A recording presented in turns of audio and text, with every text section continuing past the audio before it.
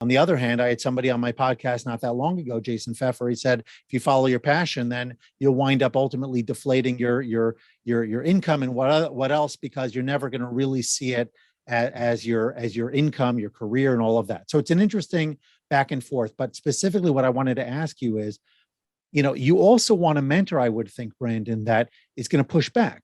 Look, great mentors, like great managers, do both of those things, right? They take time to understand what your goals and dreams are, right? They'll say, you know what, honestly, you're really good at this. And I don't know, I mean, like, is there a way for you to kind of take that talent, which might not be a passion of yours? This gets back to a concept that, several folks might have heard about called flow, right? Tony pulls me aside one day and says, Brandon, you really ought to think about going into sales right out of college. And I was like, what?